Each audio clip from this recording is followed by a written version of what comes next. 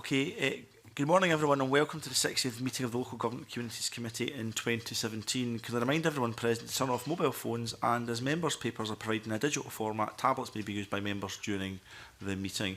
Apologies have been received by Elaine Smith this morning, so our Deputy Convener unfortunately can't be with us this morning. And we move to agenda item 1, which is post-legislative scrutiny of the High Hedges Scotland Act 2013.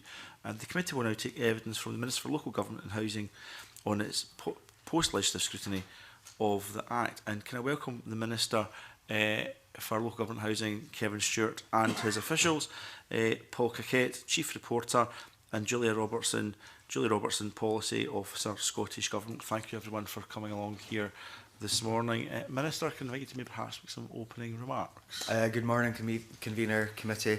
Thank you for inviting me to speak to the committee today.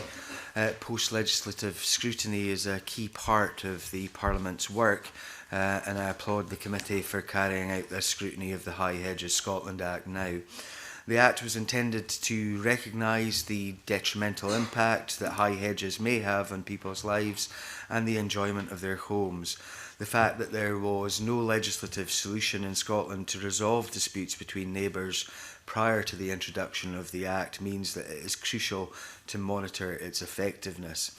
The Act gives homeowners and occupiers a vehicle through which they can take positive action to resolve disputes about high hedges when all other options have failed. It means that individuals are empowered to take action through their local authority, which can enforce decisions that strike a balance between the competing rights of neighbours to enjoy their homes. For a number of people, the introduction of the legislation brought hope that years, sometimes decades of stress and negative impact on their mental health and well-being would finally be addressed. However, I'm aware from the evidence submitted to the committee and people writing to the Scottish Government that there are some people who feel their expectations of how the legislation should operate in practice have not been met. In May 2016, following discussions with ScotHedge and local authorities, the Scottish Government published revised guidance to accompany the Act. It was hoped this would address some of the concerns that had been raised during its first 2 years of operation. However, a number of issues are still being raised, and I therefore welcome the committee bringing forward its post-legislative scrutiny.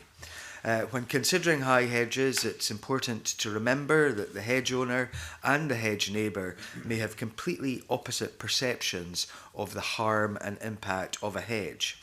There are two sides to any argument, but years of unresolved dispute leads to a greater and greater inability to compromise and the possibility of finding a mutually agreed solution which delivers a reasonable and balanced outcome diminishes. That is why both hedge owners and hedge neighbours need the Act and a formal resolution process to fall back on when all else has failed. The Scottish Government is keen to listen to the concerns being raised and is open to suggestions on how the legislation or the accompanying guidance can be improved to ensure it is working as it was intended to and that homeowners can continue to enjoy their property as they wish to. Thank you, Convener. That's very helpful, Minister, for setting the context, and we'll move to questions now. First question from Graham Simpson, MSP. Thanks, Convener, and thanks for attending, Minister. I just wonder if you can give us your general impressions of how effective the Act has been in the light of some of the evidence that we've heard and the concerns that you've mentioned already. I think it's very difficult for me to give a general impression of how the Act has worked nationwide. What I would say is a constituency MSP, the Act has worked well for a number of my constituents. There are still some constituents who are quite unhappy with the outcomes that they have experienced. But I would say that in many circumstances where there have been disputes for a long period of time, it has been helpful to many people. Okay. Do you think councils have been working within the spirit of the Act? As Mark MacDonald told us, it's really there as a last resort. Do you think in some cases it's not being used as that? Again, that's difficult for me to judge in what is happening in all 32 local authorities. But in terms of the spirit of the Act, as you describe it, the policy memorandum which accompanied the High Hedges Bill stated that the principal policy objective of the bill was to provide a solution to the problem of high hedges which interfere with the reasonable enjoyment of domestic property. It does this by providing an effective means of resolving disputes over the effects of a high hedge, where the issue has not been able to be resolved amicably between neighbours. The best potential, as far as I'm concerned, for resolving disputes lies in the pre-notice stage before the formal procedures of the Act start. That's where I think the maximum scope for resolution actually lies in this. Once formal procedures come into play, I would say it's not so much the spirit of the Act, but the letter of the Act that comes into play at that particular point in time. And I think that you heard that in evidence from, I think it was Kevin Wright of Aberdeen City Council earlier on in terms of your deliberations. That's fine, don't I? Okay. Andy White, do you want to pick up on any of that? Yeah, thank you, Convener. Thanks, Minister. I mean, that leads neatly on. You mentioned Aberdeen City Council. Mark MacDonald last week told us that, as far as he was concerned, that a definition of a high hedge was as contained in Section 1 of the Act. And the evidence we've heard from those homeowners who are unhappy with the Act and the perceived inability of it to deal with their issue have raised concerns with us about what actually is a hedge. And I'm just wondering if you agree with Aberdeen City Council's observation that, and I quote, if the trees and or shrubs in question cannot be defined as a hedge in the first instance, the trees and or shrubs are considered to fall out with the scope of the Act. There's been some debate about definition of a hedge over the piece. You know, originally in terms of the guidance that was published when the Act commenced, there was reference to the Oxford English Dictionary definition of a hedge. However, officials received a number of complaints about this, as several local authorities were quoting the definition and using it as a reason not to consider an application. At the time the Act was introduced, the definition was felt to be adequate. However, if the committee feels that the balance of evidence they're hearing supports a change to the definition, then I'm open to considering such a change. But you know, definition is always very difficult in these regards. And I mean, from my perspective, having sat in the committee that originally scrutinised the bill, you know, I think that dictionary definition that has been removed from guidance was a good definition. But I'm interested to hear what the committee may have to say on that, and we'll look at that in terms of your findings. Just given your experience with the Act as it went through Parliament, is it your view that this is not an Act that's designed to deal with trees and forests and woodlands and shelter belts? No, it's not an Act designed to deal with trees and woodlands and forests. And I think, you know, as the committee looked at all of this originally, you could imagine the amount of things that came into play. And we took evidence not only from people here in Scotland, people with who had experienced difficulties, but we also took evidence from other jurisdictions as well. There was an argument in certain quarters at that time that the Act should cover single trees, for example. And we know that certain other jurisdictions, including the Isle of Man, allowed for interventions when it came to single trees. We felt that at that time as a committee that was unworkable. In terms of your main point around about woodland, we took evidence from the likes of the Scottish Wildlife Trust around about these areas, and that is why it was with the evidence that we received from other jurisdictions and from other bodies that the Act was written in the way that it was. So given that, and that reflects, I think, evidence we heard from local authorities as well, that the Act was intended to deal just with hedges, specifically high ones. Do you agree with Aberdeen City Council that if foliage is not a hedge, it cannot fall within the scope of the Act? In other words, do you agree that the definition of a hedge is an important element in the interpretation and operation of this legislation? I think the definition is an important element, yes, without a doubt. Thank you. Okay. Yeah, I'm just going to ask me follow up. We'll bring you back in, Mr. Simpson. Can I just check? 'Cause perhaps the committee's been looking partially at this from the wrong angle. If I put a scenario towards you, Minister, where someone plants 3 or 4 small trees, not horticulture, that's what kind of trees they are, Minister, it's kind of irrelevant for the purpose of the question, and it forms a artificial barrier which blocks out sunlight and prevents reasonable enjoyment to the neighbour. Does it matter whether that barrier is 3 or 4 small trees or a hedge? What is it that's so special about? I know it wasn't your bill, Minister, but I wonder what it is that's so special or unique about hedges, about reasonable enjoyment of a property as opposed to other forms of plant life. This bill, in terms of its scope, dealt with high hedges. It was not a nuisance vegetation bill or anything else in that regard.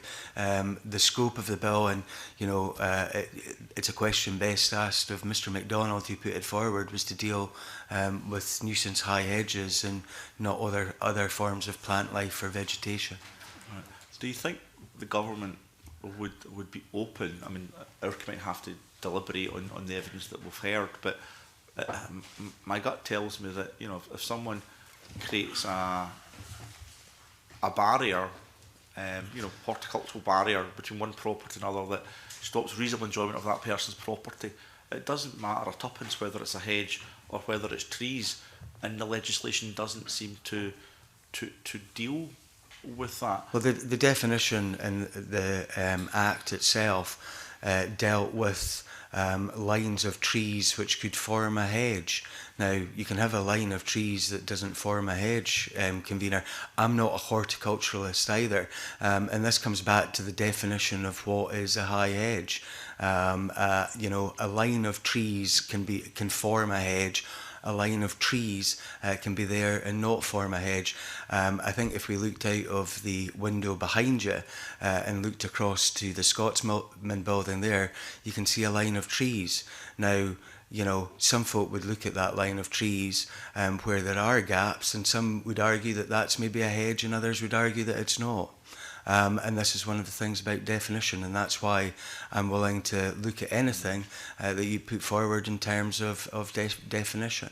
The Oxford English Dictionary definition was there originally in the guidance. It was removed because it was seen as being too prescriptive, but that was the definition of a high hedge as it was originally in the guidance. Okay, that's helpful. Mr. Simpson, you wanted to follow up on some of that? Well, it's the same point, really, because when we spoke to Mark MacDonald, I mean, he confirmed that trees and shrubs are included in the Act, and the key thing is whether, not whether when they've been planted are they a hedge, but what they grow up to be. Do they end up forming a barrier that blocks out people's light? And he was certainly of the view when he appeared before our committee that perhaps guidance should be revised. So what's your thoughts on that? Well, I'm quite happy, as I said earlier, to look at the guidance and look at the recommendations from the committee. But what I would say to the committee is originally the guidance had the definition in there from the Oxford English Dictionary.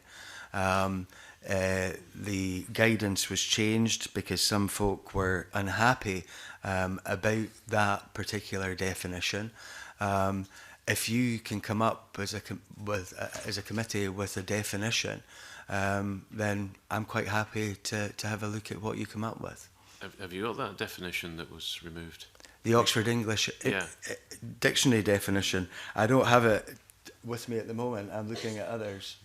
Not with us at the moment. It's quite a lengthy definition of what a hedge actually is, but we can certainly provide it to the committee. And you felt originally that that was a better definition than one we ended up with? Well, again, Mr. Simpson, I think the key thing in all of this, as a listening government, that definition was removed from guidance because some folk felt that that was too prescriptive. You know, if the committee decides that that should go back in, then I'm more than willing to look at that. Okay. Sorry, one more. Yes. You mentioned earlier that you'd issued revised guidance last year. Revised guidance in May 2016, convener, because of the complexities of the guidance and the fact that I don't have full knowledge of every aspect of the guidance, even though it is in my briefing here, can I bring Miss Robertson at this point to talk in more detail about the changes to that guidance? Absolutely, Julie Robertson. So the Scottish Government received quite a number of letters from people when the Act first came into force, raising a number of issues that it experienced with early applications. So officials worked closely with Scott Hedge and also with local authorities to go through the guidance to try and identify if there was anything within that guidance that was perhaps causing problems. The Oxford English Dictionary definition was of a hedge, not of a high hedge. Obviously, the definition of a high hedge is within the legislation, but where the legislation says that it is a hedge, we were trying to define what that was, and that's what the dictionary definition was for. We received quite a lot of correspondence from organisations such as Scott Hedge, who I know you've had evidence from, that was restricting the applications that local authorities were considering. They were sticking to the very strict definition of what was a hedge, and I think they were taking the same view as perhaps some members of the committee, that it shouldn't matter if it's a hedge or if it's another type of vegetation. So in agreement with the local authorities and Scott Hedge, that dictionary definition was removed. The guidance was looked over in detail by Scott Hedge and by local authorities and others. And we also worked to get it the crystal mark from the Plain English campaign to make sure that it was easy for members of the public to be able to follow and to be able to understand. Okay. Do you want to come again, Mr. Smith? No, that's enough. Thank you. Okay. Jenny Goldruth. Thank you, Convener. I have to say that I disagree somewhat with Mr Whiteman and Mr Simpson in terms of the definition. The Act clearly states the definition of a high hedge, but where there is inconsistency is nationally in terms of how local authorities are interpreting the guidance and the legislation, and that's the real issue that we've heard evidence from before today. So, for example, with regard to fees, there are varying levels of fees across the country in terms of what local authorities apply. There's also an inconsistency with regard to who takes responsibility at local authority level. Some people have planning look at it, others send out tree experts or whoever it might be to assess whether or not a hedge is a high hedge. And there's also an issue around about timescales and how long that process takes. So there's a real inconsistency across the board at local authority level. And I honestly don't think that relates to the interpretation of what constitutes a high hedge. So I wonder if the government might consider setting out more structured, I suppose, guidance to local authorities in terms of how this process is carried out nationally. Again, you know, I'm willing to look at these things, but in terms of how local authorities go about their business or set fees, you know, that is something for them. I think, you know, the committee itself, if it were, for example, to say that there should be full cost recovery for all of these works, may end up in a situation where fees rise dramatically.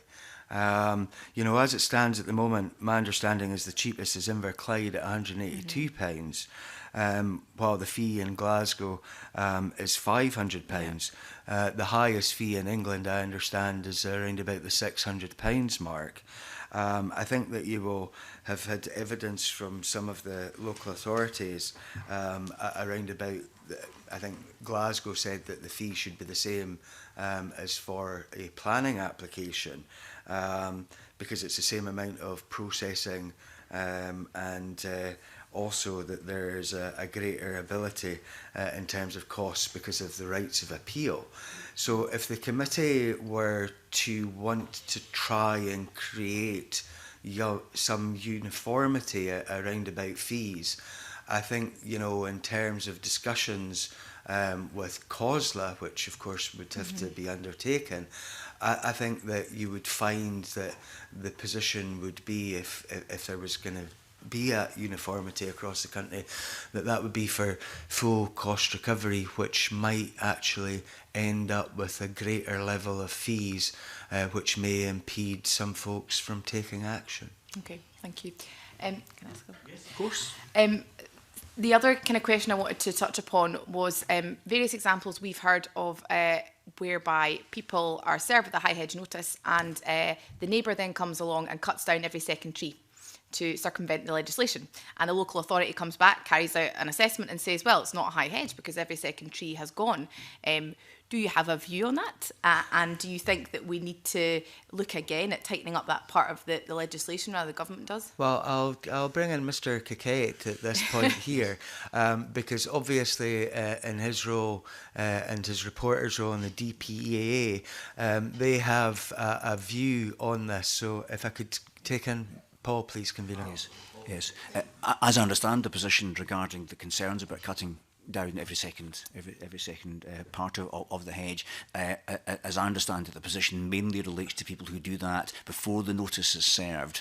In other words, to avoid that situation arising. It can happen afterwards, and I'll deal with that in a minute. Yeah. But in the situation where it's cut down beforehand, that certainly is a risk, and I can certainly see the frustrations of people who feel that they're in a process whereby the legislation is seen to be circumvented or attempts to circumvent it. The point the councils would make in those circumstances, of course, is that technically those are no longer high hedges.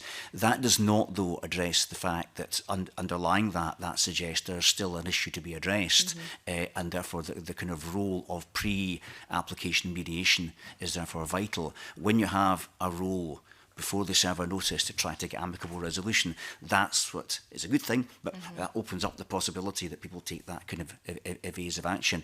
It's quite difficult, I think, for councils when they serve a notice to do anything other than serve it on the basis of the hedge as it stands when they serve the notice. If it's amended, if the hedge is altered by the time they serve the notice, it's quite difficult.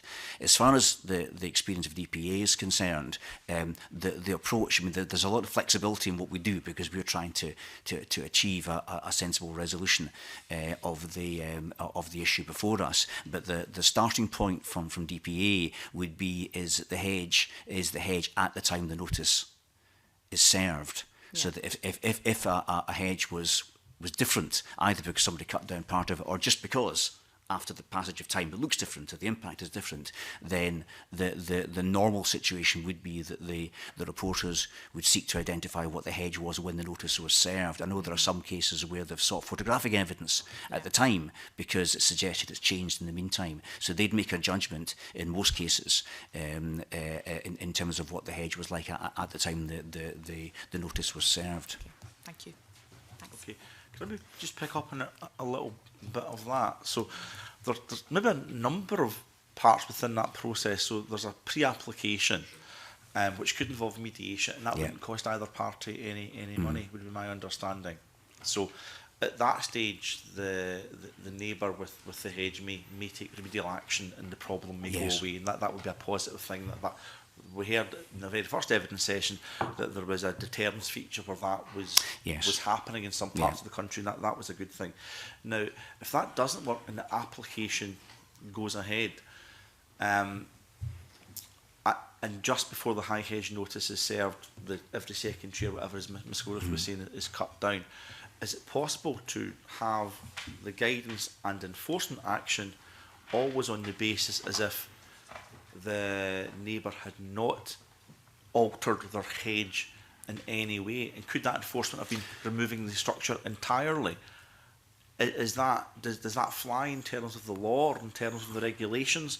Because my thought is would be that, well, you know, tough if you've ignored the pre-application, you've ignored the mediation, and individuals put in an application, it's going to become self-evident that the neighbour's going to lose that one, and an enforcement notice will be served, and you try to circumvent that by tinkering with the hedge. Yeah.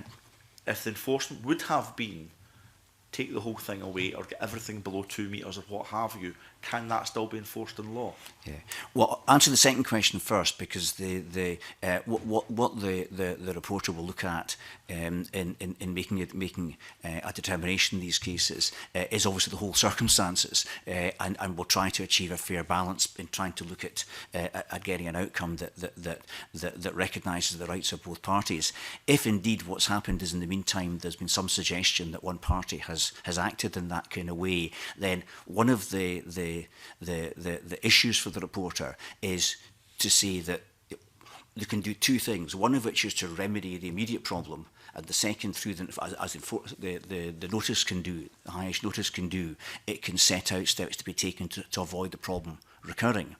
And I would imagine in that situation, if there's a belief that the steps were taken simply to circumvent in the meantime, but actually longer term steps are to make sure that they can't just let the hedge grow again and start becoming the problem, then the notice could contain certain steps to try to avoid that situation arising. So the normal situation is that a notice would have two components, one of which is the steps that are to be taken to remedy the difficulty, and the second are the steps for to avoid in future it recurring. And the avoiding it recurring might be the risk where someone takes steps in the meantime just to get round the notice. So if it was a hedge when the appeal was taken, then the reporter could deal with it, and they could take that into account in varying a notice, if that's what they choose to do, to try to minimise the risk that the person who's behaved in that way will simply then effectively ignore that by just allowing the hedge to grow again and become the nuisance that it was before. So there's capacity and scope within the decision-making process to guard against that. Okay, now I do follow it. Yeah. I apologise for asking again, That's okay, no. in specifically in relation to this. But if the reporter was going to serve a notice on an original hedge which said, could that specify remove it completely or remove everything to below 2 metres? Yes, sorry, yes. Right, yeah. so it could do that. Yeah. Okay, so the notice would specify what the remedial action should be. Yes. But in the meantime, the neighbour could come along and do something less than that, Yeah. and the reporter could go, oh, that's okay then. Surely that's not acceptable. They could do that, because that would depend on the circumstances that would arise. They'd have to make a judgment as to whether they would uphold the notice that required the lower level to be maintained, or they could vary it along those lines. Does the guidance say that the reporter should base a high hedge notice on the condition of the hedge at the point of application, or the condition of the hedge at the point where the notice is served? No, just to be clear, the question I think was to do with whether it is a high hedge at the point the notice was served, and I think that's why that point is relevant. The fact the condition might have changed is a factor the reporter can take into account. So if the condition has changed, yes, they could do that. I think, Convener, we should maybe go over what would happen under normal circumstances anyway, if there was no change, if it went to the reporter on appeal. The possible outcomes from that appeal are that the reporter can uphold the local authority's original decision or high hedge notice. They could quash the decision with or without issuing a high hedge notice, or the high hedge notice issued by the local authority, or vary the terms of the notice, that is, change the work required or the compliance period. And I think that's what Mr. Coquette is describing there. Okay, and so what's the picture across the country then? Because Minister, you said that in your initial statement you spoke a lot about the pre-application process. So how do we collect data across the country as a government to make sure this is having the intended outcome? We've heard anecdotally from some that it's working very well, anecdotally from others that it's not working at all. I'm sure the truth lies somewhere completely in the middle. But where's the data to back this up other than anecdotally? It's obviously local authority data that you want rather than the appeals data. Yes. In which case I'll take in Ms Robertson, please. Yeah, so the Scottish Government doesn't collect data from local authorities. There was no requirement under the legislation for local authorities to provide that data with us on a regular basis, as with other pieces of legislation. We would expect that some local authorities will keep a record of the applications that they process, but we know that where an application is dismissed by a local authority, they don't tend to record that information because they don't view it as being an application. So local authorities would keep records of the applications that they accept, that they receive and that they process, and then obviously DPA will keep records of the ones for the appeals, but the Scottish Government doesn't collect any data on it. So there is data for the appeals when it reaches the stage of the DPEA, but there is no data collected by the Scottish Government or no onus on local authorities to tell the Scottish Government each single piece of data.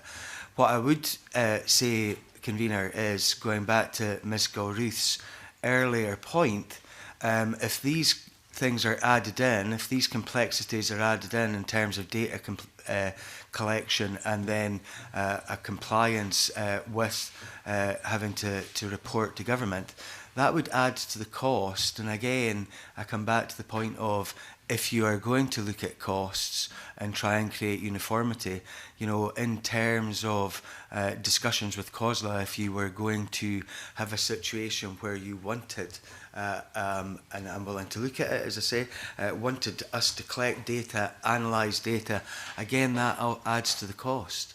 Okay, so I'm not sure, Minister, whether the government should collect data or not. I'm just trying to establish what data currently exists. So any data that would currently exist would be at a local authority level.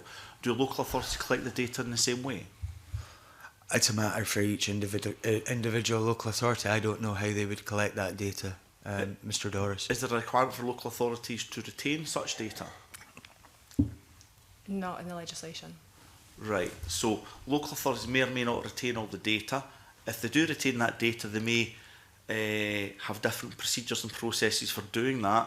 So even if they did report it to government, we could have 32 different ways yes, that they could do that. Yes. So we're really stabbing fish in a barrel whilst blindfolded here without any fish being in the barrel in the first place. Again, Convener, you know, I'm willing to look at all of these things, but if you're adding to the complexity of this, the cost of this is going to be much, much more. And the cost of this, of course, falls on the person who is asking for the notice. Now, I'm willing to look at all of the matters that are being asked about here. I will look at the findings of the committee very carefully indeed. But if you choose to go certain routes, I think you've got to recognise that there are implications to going on those routes if you require those kinds of changes to legislation and guidance. Okay, can we put cost to one side for a second, Minister? Because we'll eventually deliberate and report on this in the normal way. I'm asking for your thoughts not on cost. I'm asking for your thoughts on the fact that there's no requirement for local authorities to retain any data. There's no guidance on how that data should be retained, even if they did, and no requirement to give that to government, and no analysis has been done. And this committee is conducting post-legislative scrutiny. How on earth can we do that? Well, I think first of all, before you look at anything else, you should ask yourselves as a committee, what is the benefit of keeping that data and collecting that data? Minister, what does that actually add? Minister, can I stop you a second? We're not asking the committee, we're asking yourself as the Minister what your thoughts are on that data and whether it would be of value. So we'll ask ourselves questions, Minister, but could you answer the question I asked you? Well, I've got no evidence, Convener, which would suggest that the collection of a massive amount of data would actually help in dealing with the difficulties with high hedges. No one said it was going to be a massive amount of data. Would you be willing to explore the possibility of the consistent recording of data across 32 local authorities? As I have said to you throughout all of this, Convener, I'm pretty pragmatic about this. I'm willing to look at any of the findings of the committee and look at that carefully. But what I would also have to do is look at the implications of adding to certain of these things, which of course I'm willing to do also. But I would have to be convinced, I have to say, that there was a real benefit of adding to the bureaucracy, which inevitably adds to the cost, which means that that falls on the person or people who are applying for the notice. Okay, I do want to push further on this, Minister. Let's try again, because I think there's a slight evasiveness there in using cost in relation to that. Now, there's no requirement in local authorities to retain data. So let's say that was up to them. Might it make sense to say to local authorities, you know, if you did decide to retain and store data, it would be quite helpful to government if you did it in this way. It's not a requirement, but it'd be quite helpful to government to do it in that way. So at some point where the government, or this committee, for example, might want to conduct a piece of, say, post-legislative scrutiny, that may be of value. So do you see a value in that, Minister? I don't know what the value or lack of value would be in having uniformity in data collection across the country. And when you talk about the uniformity of that collection, that could cover a myriad of different ways of doing it. I don't see what the benefits are at this moment of collecting large amounts of data about this and reporting it centrally, when all of that is likely to do is give us an indication of how many notices there are in each local authority area, how many are upheld and how many are not. We get a fair indication in terms of data from the appeals that come to Mr. Coquette and where things are working or not working. So adding to the amount of data per se, which will definitely add to the cost. I can tell you now that there would be no doubt in terms of discussions with COSLA about this, that they would say there will be an additional cost to this. In this case, that additional cost would fall to the folks who are making the notice. And I don't know whether there's a benefit or not to that. And I think that, you know, I have been pretty open here in saying that I'm willing to look at any of the recommendations put forward by the committee. So I don't think I've been avoiding or anything. I'm saying that I'm willing to look at the evidence that you have heard and the recommendations that you put forward. Well, Minister, I merely say that you spent 2 minutes there answering a question you've answered already, but not the question I just asked you there. Now, I'll repeat again. The question I asked you there is a pretty straightforward one. Local authorities may or may not collect data on this. There's no requirement for them to do that. Would it be helpful if they collected that in a consistent manner? I know what you said in your answer. The only thing you alluded to my question was the fact that you don't see a benefit in local authorities collecting data in the same way, which staggers me actually, because that's a huge benefit and it's something that this Parliament's been seeking for many a year. So do you think, I mean, I can't believe we're having a disagreement on this one. Do you see a value to local authorities collecting data in a similar and consistent way, whether that's compulsory or otherwise? What I'm saying, Convener, and I've made it quite plain, I thought, that if you or I at a point asked local authorities to collect the data in a similar and consistent manner, the likelihood is that local authorities via COSLA would come back and say that there was a cost to that. That cost, I think, would end up being borne by the notice payer. Well, I have to say, I've had COSLA given evidence to this committee and to the Health Committee when I was Deputy Chair of that. Whatever you're debating, they tell you there's a cost. That's what they do. That's their fallback position. Anything you ask COSLA to do. I still don't think you particularly answered my question, Minister. Jenny Golding. I'm just somewhat confused when you say that there's certainly going to be an associated additional cost with this. We don't know that's going to be the case. And surely if you strip out 32 different layers of bureaucracy and put in place something standardised across the country, that actually reduces bureaucracy and it reduces costs because there's a standardised approach to how you do it. I have to say, Convener, that I don't know how each local authority is actually doing it at this moment. It may be an adjunct to other systems that they currently use. If you want consistency across the board, it may well be that a new system would be required to do that. I'm not an IT expert in this regard, and I would not in any way, shape or form want to sit here and say how each local authority is currently gathering up that data, because I do not know. I appreciate that, Minister. I think our concern is that we just don't know what the picture is nationally. I mean, Scottish Government has no idea what the picture is nationally because Mr Cricket's only getting the evidence at the very end as it stands at the moment. So you're only finding out once the process has happened. So we don't really have an idea of what's been done before you get to that stage. Well, you know, you've got to look at this from the post-legislative scrutiny side. Yeah. I am willing to look at the recommendations that you put forward in that regard. But what I would say, and I repeat it again, and I'm sorry if I'm being repetitive, but it may well be that that comes at a cost.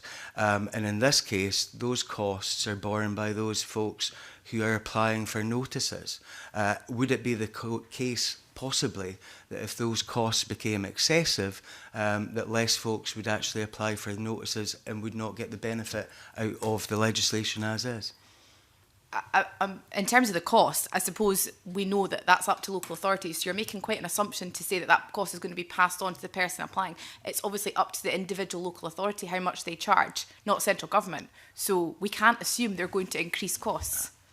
But it may well be the case that local authorities would increase costs. It may, but it may not. It may or it may not, or I could go back to the previous line of questioning about cost and whether there should be uniformity of cost across the country. If it comes to the stage where folk are looking at full cost recovery for this work, as you know, may be the case in certain parts of the country and not in others, you may see a rise in cost if there's a rise in the bureaucracy around about all of this. But my point, my initial question there just coming in was actually you're taking out 32 different layers of bureaucracy to have uniformity. So it's not really about increasing bureaucracy, it's actually about streamlining it and having a more consistent approach. And that gives us a picture that we need, which is the national picture to hold to account this legislation. And we don't have it just now. Or, Convener, it could be the case that, as I said earlier, what is being recorded at this moment in time could be as an adjunct to current systems. And if you want the kind of uniformity that is being suggested, that may mean putting something else in place, which may come at a cost. Okay, so we've had quite a bit of an exchange on this. Mm-hmm. Let's assume there's no cost to any of this, right? Let's say the money tree exists, right? And it's cost-free, and we can press the button and get all the information. Do you see a value to having that information, Minister? It's not. I think it's probably best to ask Ms Robertson, who deals with this on a day-to-day basis, whether there would be any advantage to government at all having a national picture. Because we have a national picture in some regards through the appeals process.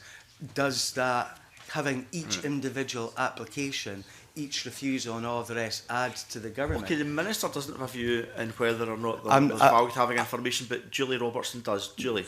That's not what I said, Convener. But Ms Robertson... No, why don't you... Okay, why don't you tell me again what you said, Minister? What I said is, I don't know if it adds anything to us having the information from each local authority about how many applications that there actually are, how many are refused, etc., etc. I don't know what value that adds. Ms Robertson may have a view on that having added value or not. That staggers me, Minister. Julie Robertson. I know that when the first anniversary of the Act being in place, we did write out to all local authorities to try and get an indication of what had been happening within that first year, how many applications, and we did get numbers back from them, but I remember, it was a few years ago now, it was just around the numbers of applications that they had received. We haven't had any need or any cause to go back to them to ask for that information in the last couple of years. For other legislation, such as the antisocial behaviour legislation, I know that there is provisions within the legislation that requires local authorities to collect numbers, for example, say antisocial behaviour orders, and to provide that should ministers request it. They don't have to give it to us on a routine basis. But for information like that, there's no sort of set way how they should collect it or how they should present it. So. Okay, thank you very much. Graham Simpson. Thank you. As a former councillor, I would be staggered if councils did not keep this information. I would imagine that all councils have this information. Would it not be an idea if you simply ask for it and see what's out there? That could be asked for, as Ms Robertson has already said, but you know, in terms of a uniformity in retaining that information at a local level, you know, that may come at a cost, as you well know from your days in local government, as I know from my days in local government. If central government at any point says that you must do things in a certain way, you know, or use a certain system, that comes at a cost. In this case, Mr Simpson, as I've been keen to point out throughout, that cost is likely to go on the person who is making the notice, which may mean that there's less likely to be folk coming forward making the notices. I'm not suggesting there should be uniformity. What I am saying is there's probably a lot of information out there already. Whether it's uniform or not, it doesn't really matter to me whether it is.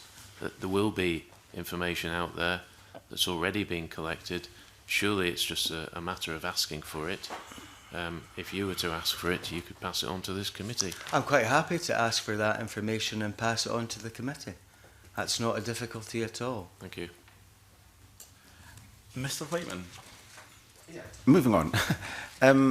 Coming back to a question you were asked at the beginning there, I think one of our difficulties in post-legislative scrutiny is the, I mean, we've asked a number of people, we've invited and spoken to local authorities, but from the point of view of the users of this legislation, I'm quite clear that the people we've heard from are the people who are unhappy with it, in the sense that people who are happy with the legislation don't tend, on the whole, to write letters to committees about how wonderful it is.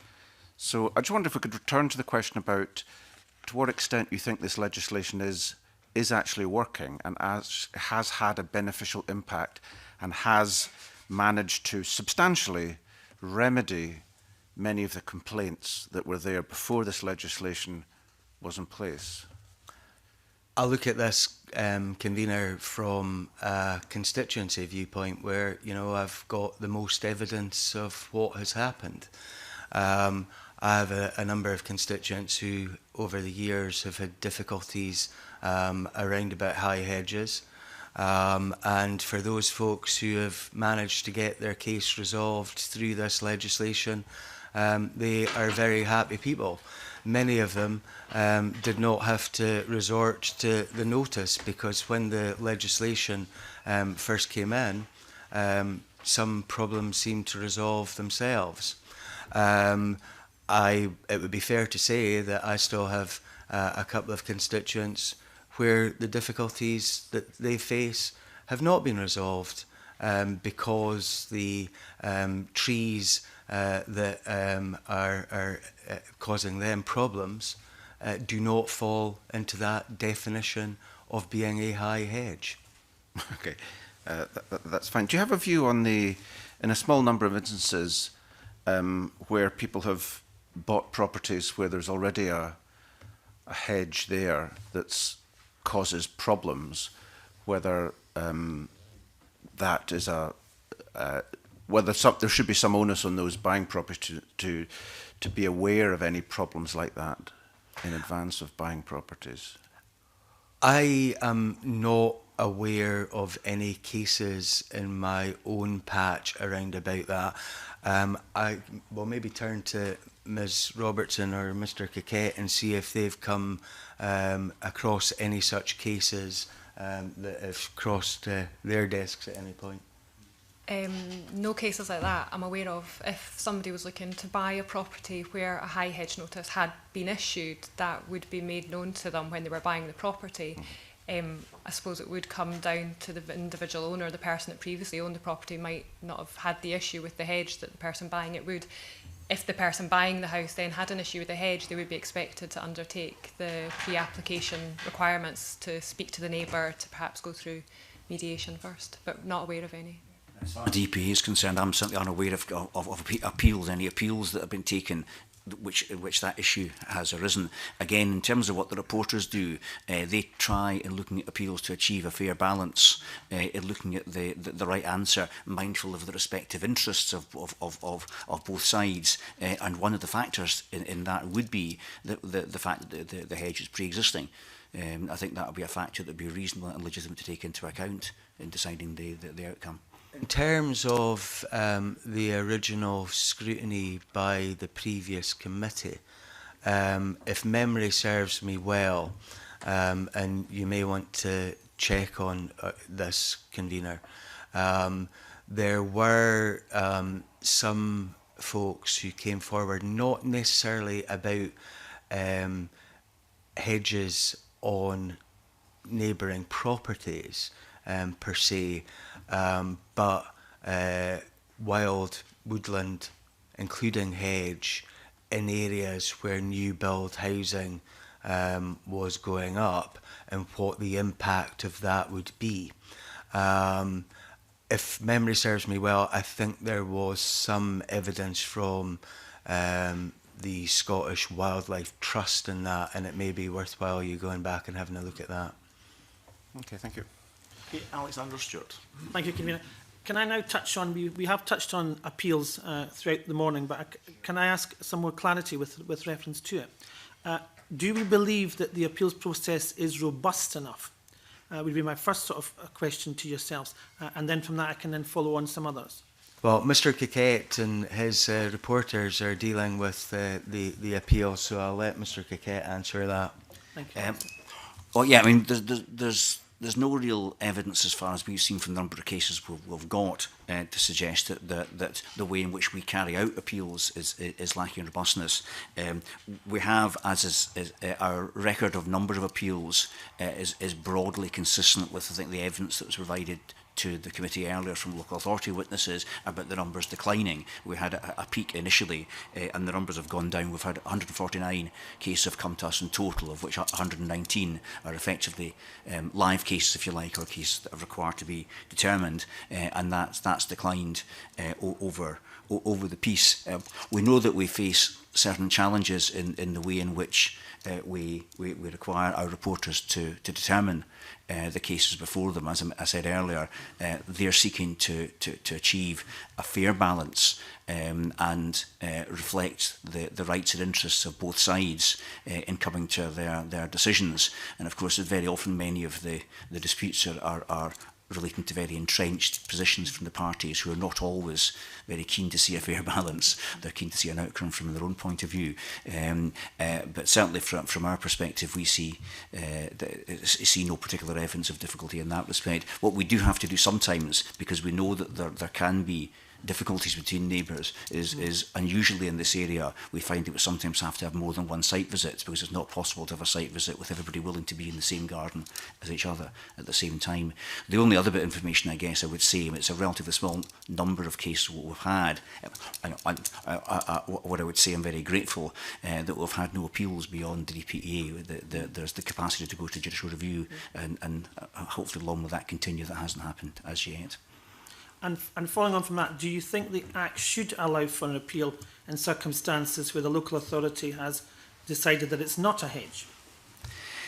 In one sense, that's not really for me, because I deal with the operational aspects of things. I mean, I think as a general observation, there's no reason why that shouldn't be the case. I can see that people regard that in some ways as an oddity, that you can appeal against certain aspects, such as the finding that there's no adverse impact, or the finding to serve a notice, but you can't appeal on what is a question of fact, effectively, as to whether something's a hedge in the first place. Not always an easy question of fact, as we know, but it's nevertheless a question of fact. The only word of caution I would say, I guess, if a change along those lines was to be suggested, is that because that is a matter of fact and is a matter not of discretion of the local authority, if a reporter were to decide that something was a hedge, then the question is, what do you do next? Did they refer it back to the local authority to start over again, or does the DPA take over, in effect, the function of the local authority in exercising discretion as to what to do? Does it take on the dispute resolution process at that stage? So I think you need to think through reasonably carefully what the implications of that would be, not least because if DPA do it, you've closed off the appeal route, because we'd be deciding the notice at first instance and then the appeal route is excluded. So it would be a possibility to do so technically, but I suspect the best way would be for us, if we agree with the appellant that this is a hedge, that it be referred back to the local authority then to redecide. But that, of course, just adds time.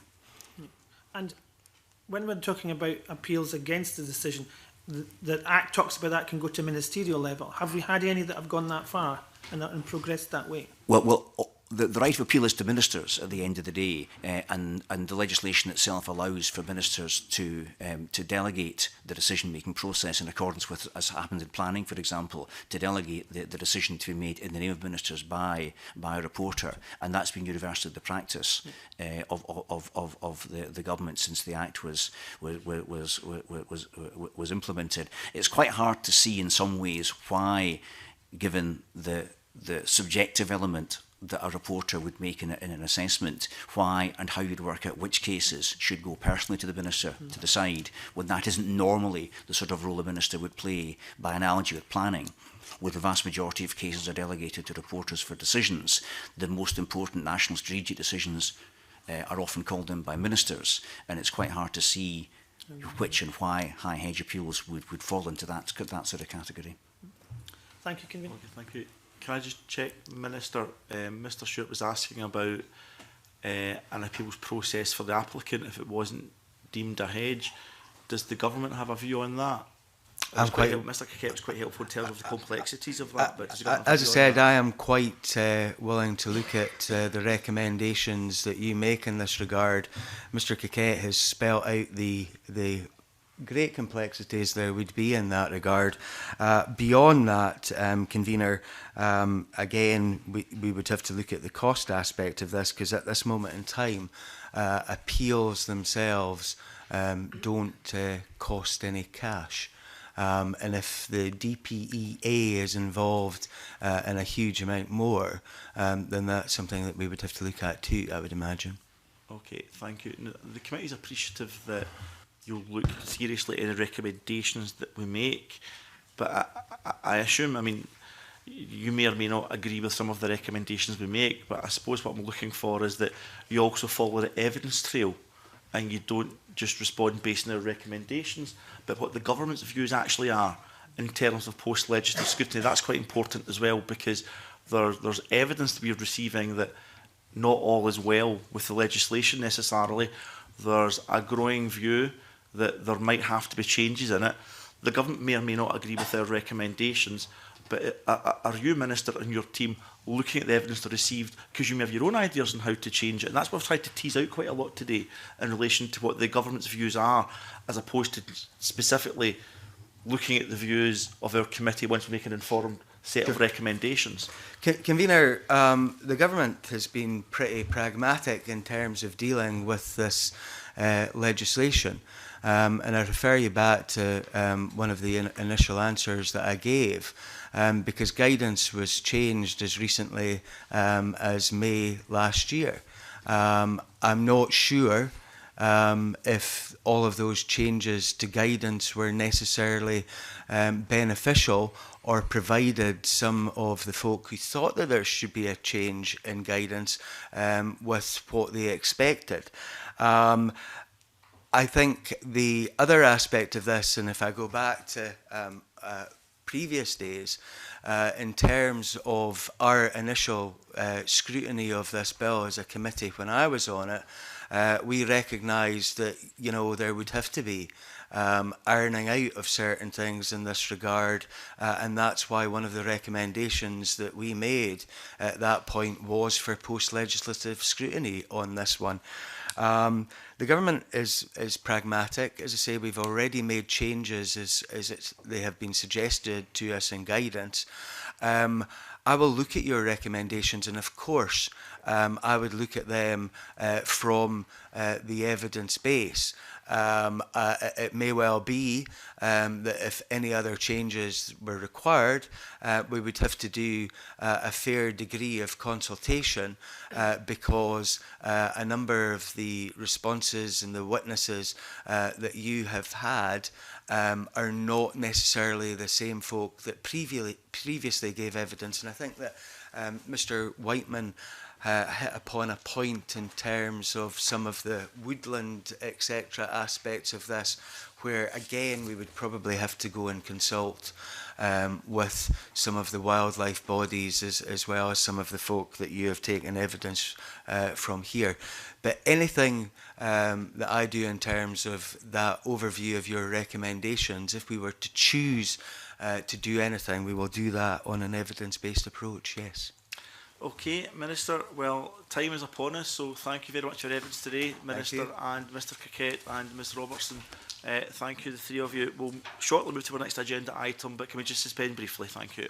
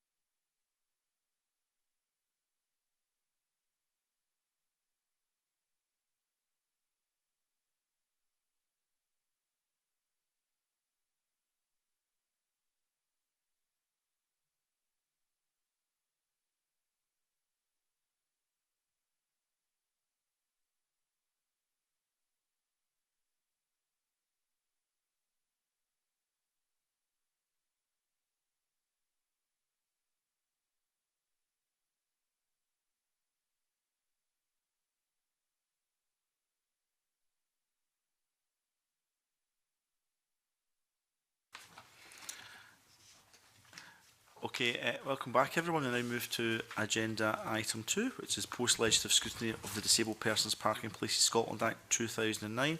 The committee will take evidence from local authorities and Police Scotland on its post-legislative scrutiny of the Act, and we welcome David Brown, Service Manager, Network Management, Fife Council, Campbell Dempster, Road Service, and Mark Henry, Road Service, North Ayrshire Council, Chief Inspector Mandy Patterson, Police Scotland. Thank all of you for coming along, and apologies from Assistant Chief Constable Wayne Mawson, who understandably has other commitments this morning that he has to deal with. So thank you everyone for coming along. We're going to go straight to questions. Before I do that, of course, I should say we've been joined by Jackie Bailey, MSP, who was the member that took the original piece of legislation through Parliament. So thank you for joining us this morning, Jackie. Can I maybe start off just by asking where the local authorities present are in terms of converting advisory on-street bays into enforceable bays? That'd be a good, helpful starting point. Mr. Brown. Right, thank you, Convener. I'll kick off. I think that's a relatively straightforward one for Fife to answer. We had a lot of advisory bays on street when the Act first came in, and we converted all our on-street bays to enforceable bays. So everything we have on street and off street in our public managed car parks are all enforceable disabled bays. Okay, so good story there. Mr. Dempster, were you going to come in? Yes, thank you. For North Ayrshire, we have converted all our on-street disabled parking spaces to enforceable bays with a total of 407 bays. We've promoted 4 orders since the Act came in, and we review that regularly. We also have 187 off-street parking bays within our own council car parks that are also enforceable.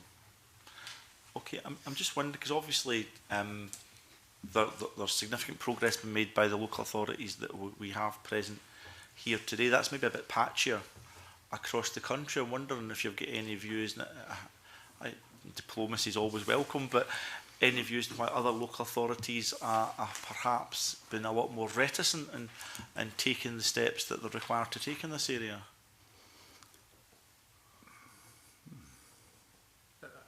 Convener, for me, I knew if I left the silence long enough, someone would answer, Mr. Brown. I would have to say I'm quite unsure about that, other than that I'm aware that some authorities are moving towards DPE, which may be a method that's going to allow them to take steps towards that. So we're getting towards the stage where the majority of the 32 councils are taking DPE, and I think all things are entwined together. You need that enforcement to be there to allow the enforceable bays to be promoted in a way that is worth doing it. Well, absolutely, we'll come on to enforcement this morning. Can I ask, in relation to private car parks or private spaces where there's an obligation under the terms of the Act to approach these private car parks and these owners every 2 years with a view to working in partnership with them in relation to making those bays enforceable also? What's been the experience of the local authorities present in relation to that? Mr. Dempster. Well, we have, in terms of engaging with them, it was a notice that we put in the local newspapers asking if there was an interest in them engaging with us for us enforcing or making the bays enforceable. We haven't had any interest expressed from the private car park operators in that respect. Okay, thank you, Mr. Brown. Yes, Convener. We haven't followed the Edinburgh example of writing to several thousand authorities either. We concentrate on getting our own house in order first, particularly the on-street and off-street car parks managed by the council for general public use, mostly town centres and shopping areas. Beyond that, we've done the housing areas, other council facilities and so on. Through that process, though, we have taken on board some of the hospital sites in Fife, and we're currently working with a couple of clinics who are keen to come on board as well through the DPE.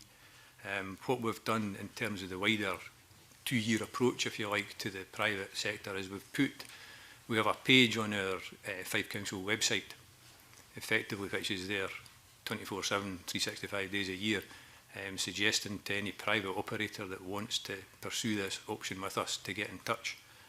And like the colleagues here, we really haven't had any uptake of that.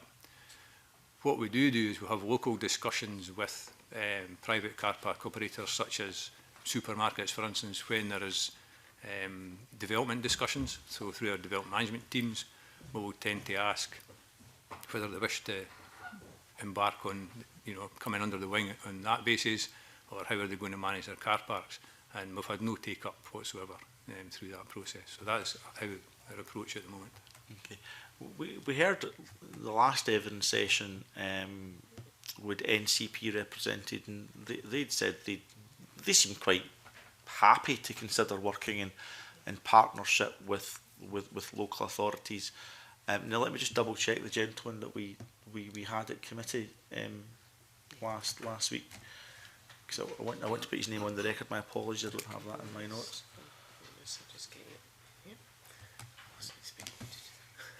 I've just caught my committee clerk out, I do apologise. Yes, it was Duncan Bowens, Managing Director of NCP, and he seemed, apologies to Duncan for not recalling his name there, but he seemed really quite keen to talk to local authorities and say, is there a deal to be done? This might make sense. A lot of kind of car parks that are just, not car parks in the sky, but just, kind of open car parks with the barrier to get in. It might make sense to do some proactive work on this. So in relation to the evidence we've had there, would that, I don't want to target that company particularly, but there may be a number of companies that take a similar view. Is that perhaps an opportunity going forward for your local authorities to approach them, or whoever the private car park operators specifically are in your area, to take this forward? Certainly from North Ayrshire's point of view, we don't have any NCP car park private operators like that. Okay. It's supermarkets and so we wouldn't have an opportunity to take that forward. Okay, Mr. Brown. Yeah, Convener, I think we have one NCP car park that I'm aware of, one surface car park. There are a couple of multi-stories associated with shopping developments that are privately managed as well. So again, I don't think there's a great opportunity in Fife to do anything with NCP. Okay, maybe one car park, but obviously other local authorities hope they're following this this particular piece of scrutiny and will be proactive. Mr. Brown. Yeah, we just add to that. I mean, my experience of the privately managed ones in Fife that that are run properly by the likes of NCP or the shopping centre developments, they're well run and they do enforce parking out with bays and the abuse of any disabled bays, as far as I'm aware. And I think one of the things we had in evidence last week was whether or not the enforcement switches over to the local authority or otherwise to have some formal partnership agreement that's evidence to say that conversation has taken place and there's effective enforcement, which is the outcome we're all looking for anyway in relation to this. Now, we also asked supermarkets as well. To be fair to Tesco, I'm mentioning them because they believe there's a good story to tell despite us probing them at the last evidence session in relation to this. There seemed to be supermarkets wanting to protect their own brand, their own quality of service, if you like, within their own car parks, and maybe a slight resistance to working in partnership with local authorities. Have either of you deliberately targeted any particular, don't have to name the supermarkets, any particular supermarket chain to see what partnership agreements can be reached there? I have to say for North Ayrshire, no, we have not actively engaged with them in that respect. It's only been an advert requesting an interest from themselves, so we haven't actively pursued that. Okay, Mr. Brown. Yeah, I would say any discussions we've had with them have tended to be through the development management process, when they're either doing alterations to existing premises or looking to establish premises in Fife.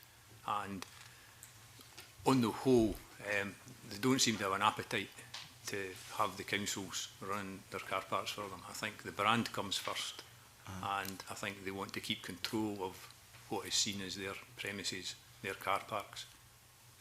I was left with an impression, it was a one-off evidence session, but I was left with an impression that supermarkets by and large would like to do the right thing. They would like to go beyond whatever minimum standards would be. It's just we're not sure in that sector what minimum standards does or doesn't look like if you're a person with a blue badge holder who needs that car parking space. So definitely opportunities there. Do you think this is something that you might go back and approach some of the supermarket chains, perhaps not individual stores? Because I think one of the things we were concerned about is there's really quite busy store managers out there dealing with 1,000 things at a time, but perhaps corporate affairs individuals within the large supermarket chains to see if there's an opportunity there, whether at local authority level or even at a COSLA level, for example. I think having read the evidence sessions you've had previously and seen all the issues that they're discussing, I think it is something that we certainly need to consider, is taking that forward. It's interesting that you're saying around how they're looking to go a wee bit further than what legislation requires and things like that. If I can just throw something else in to give a bit of context. When we have discussions around supermarket and retail park developments at times, we often try to apply council design standards to layouts. So the type of layout you would expect to see in a public car park operated by your council, which will have very clear circulation routes and layout of bays and so on. Retail parks and supermarkets, they often want to have completely different layouts, which we think are not best suited to the mix of pedestrians and vehicles that you get in a car park. But on the whole, they always want to stick to what fits their brand, what is their layout, that's their way of doing it. So it all is sort of packaged up together in there that they like to do what they do. It works successfully for them. Their customer is first, the brand is there, and that is how they like to take everything forward. But, I think, having seen all the evidence and the discussions you've been having, I think there is an opportunity there for us to further engage with the supermarkets. I should stress, I'm not sure if I articulate that accurately. I'm not saying they all want to go beyond minimum standards. I suppose the point I'm making is I'm not sure what minimum standards would look like or what that consistency would look like across the supermarket sector. And I think the point you're making, Mr. Brown, is that there's that balance between their corporate brand and what they want to do for their customers, and what a local authority would expect in the planning and delivery process for an acceptable parking scheme for blue badge holders. So there's maybe scope for a bit more clarity around that. I found that exchange very helpful, but we'll move on with questioning now, and we'll go to Andy Whiteman. Thanks, Convener. Some local authorities have called for regulations to be amended to allow enforceable disabled persons parking bays to be created without the need for a designation order. Does anyone have any views on whether that would be a good thing to do or not? Certainly, I think that would be a positive step. It would save a lot of time and the bays themselves becoming enforceable. So I think that would certainly be a positive step. Yes, in fact, we would echo the comments from our colleagues here. We have a 7-area committee set up, which is where these bays and the orders for these bays would be reported to. So that in itself brings quite an onerous process. It's time consuming. It can be 6 to 9 months from the time somebody is granted a bay, if you like, in a residential area to the point where it becomes legally enforceable. So you have that period between perhaps marking a bay on the ground for them to use it, but it's not actually enforceable. So anything that could go towards removing that would be helpful. One of the downsides potentially, of course, is that statutory process is subject to public consultation and the interests of other property owners, road users, etc. I mean, would you be concerned that other users of the public road might not have the same opportunity to be consulted on such proposals? Yeah, I think, virtually everything we do now on the road network involves quite heavy consultation. Now, whether that's required by statute or not, it's something we do on a regular basis, is engaging the communities, locals, people that are affected. So I would just see it as an extension of that when we'd be looking to promote these bays. Mr. Whiteman? Mr. Dempster, do you want to add anything? No, sorry. I would echo what Mr. Brown said, yes. Okay, thank you. Okay, Jenny Gorriff. And good morning to the panel. Glasgow City Council has called for a repeal of the requirement to engage with private car park owners every 2 years. Does the panel have any views on that? I suppose given that we've not been doing it, because we see it as extremely onerous, or not doing it in the fashion that, say, your Edinburgh or Aberdeen has done, yeah, we probably would say that that would be a good thing to do, to repeal that requirement to do it every 2 years. It's extremely onerous on the council. And we think there are other ways to do it, such as, you know, as we say, through local meetings where we have local contact anyway, and as we've done with our website. We think that would be a good way to go. I would agree with that. As I say, we have only put an advert in the local papers inviting interest from private operators. There's been no take up in that, but I mean, we do have regular meetings we attend at the kind of the North Ayrshire Access Panel meeting, and if there were particular issues that were raised, and there haven't been to date, but if there were issues that were raised in relation to abuse of disabled parking spaces, then we could engage with a particular supermarket or whatever, but we have never had to do that because we haven't had these issues raised with us. Okay, follow up on anything else? Yeah, it was just kind of a follow actually, specifically with regard to Fife, which is, as you know, Mr Brown called for signage requirements in enforceable disabled persons parking spaces to be reduced. So I suppose, what kind of specific changes would you like to see happen in terms of signage then? Well, I think we'd be happy with the bay being marked and designated as a disabled bay, so the white paint marking, so you don't need the pole and you don't need the sign that goes with it. Because the bay is relatively easy to get done, to get that on the ground, get it marked out. The pole then has to follow up. You know, it's slightly more, not engineering work, but you know, you've got to dig a hole so the info, you've got to start checking utilities, do all sorts of things, get that programmed. It takes a bit longer. The only distinction with the pole is what we tended to do was when the bays were first put down as advisory, we'd mark it, and it was only once the order was amended and that bay was added to the order, we would put the pole up with the sign. So that gave us a bit of clarity about what were enforceable bays and what were not. Yeah. But then again, if we just went to the point where all we needed was the bay marking, they would be instantly enforceable, and we wouldn't need the pole at all. I believe as well the poles at times can cause disruption for the people trying to use the bay. It might hinder them opening a door or how they can park their car. It also adds to the street clutter as well, so it's something which we're generally trying to reduce. So if we could manage it without the bay, that would be ideal. Okay. Without the sign, sorry, that would be ideal. Yes, absolutely, we would agree with that. Okay, thank you.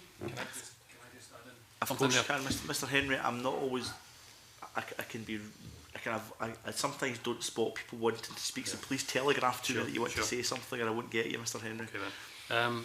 The traffic signs regulations and directions has been updated in the 2016 model. Now actually allows you to have the bay without the sign in the post.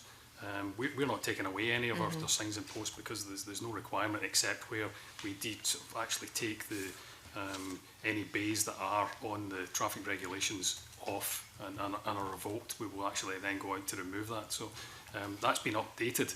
Now it doesn't stop you actually continue with that practice, which does allow you then to identify which bays are enforceable and which aren't enforceable. But it is a resource and a commitment that the council obviously would rather not have to do. And the introduction of having the markings only as a means without the traffic regulation order to go with it would be a definite step forward. Yeah. But it does leave you in the position of how do you consult with the locality that it's going into as a follow-up to that when it does become an enforceable marking on its own. Okay, thank you. Okay, and due respect, I promise you we are going to talk about enforcement shortly. We will do, but another matter we'll put first. Mr Stewart's got a question he wanted to ask. Can I talk about the sort of length of time and the processes that you have in place to ensure that a request for a new disabled parking place is handled quickly? So the sort of timescale that would take for someone to request and for it to then be put into place, and then for if one was required to be removed, how long it would take for that redundant space to then be processed? for North Ayrshire Council, it would take from the moment the application actually arrives in the council and eventually lands on one of our technicians' desks, then the approval process for that is actually fairly swift. In terms of moving forward to the bay becoming on the ground can sometimes take a little longer.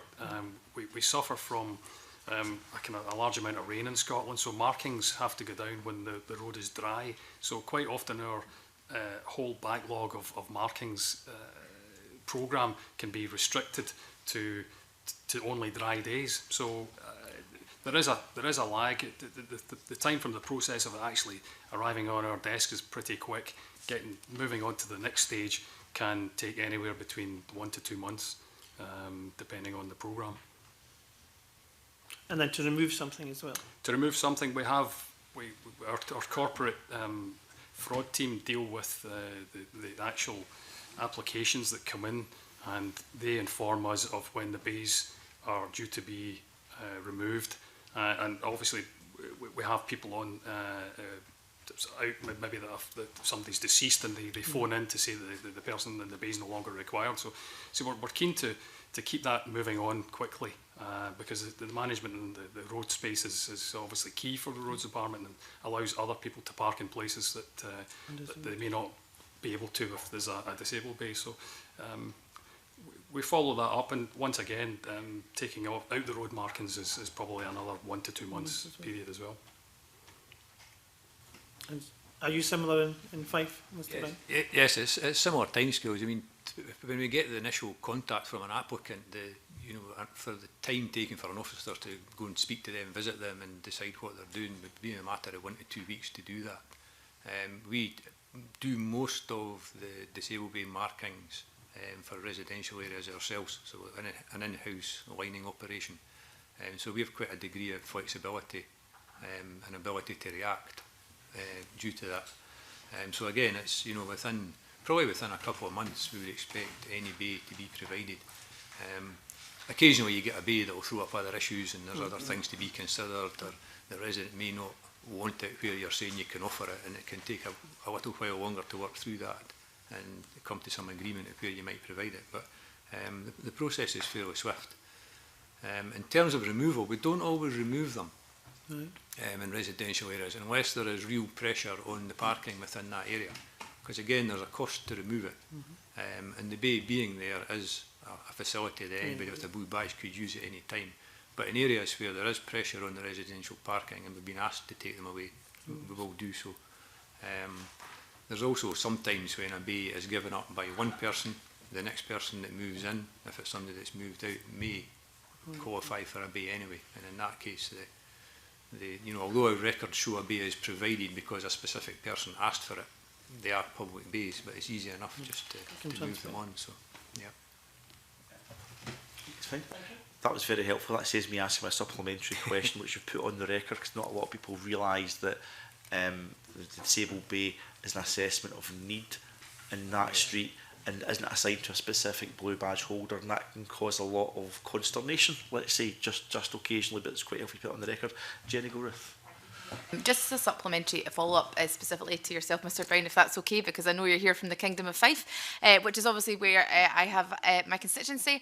I have a constituency case at the moment, actually, with a housing association. I'll not name the specific housing association, but there's a number of constituents who live in this area who qualify for a disabled parking bay, and I wonder to what extent you work with housing associations to compel them to ensure that there is enough provision in terms of disabled parking, because in this scenario there isn't at the current time enough parking for them in that area. Okay, it's interesting to hear that, because we do work with a number of the housing associations, and generally if they want, well, one, if they want us to mark the bay for them and they want us to add it to the order, we will do that. I'm not so sure that we are putting pressure on them, if you like, to provide a fixed number or a percentage number of parking bays as disabled parking bays. But I mean, we do generally the councils will work to the national guidelines that there should be, 6% say within our car parks, and I mean it varies depending on the size of the car parks and so on, but we all work to that.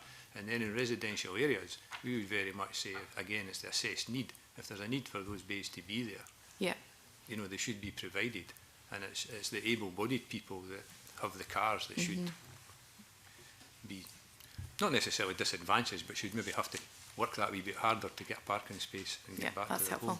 Okay, Yeah. thank you. To tell your constituents that you've raised it at committee, and I'm sure Mr Brown might even offer to further discussions offline Absolutely, in relation yes. to this specific case. You can let me know about that. That was a definite yes there, Ms Gorif, that's quite handy. Graham Simpson. Thanks.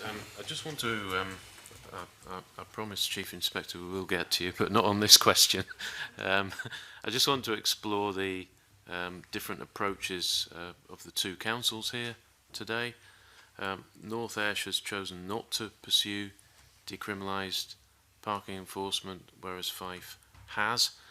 So I wonder if you can both explain why you've gone down that route, and what the impact of each of those decisions has had on blue badge holders and the misuse of parking spaces. Mr Brown.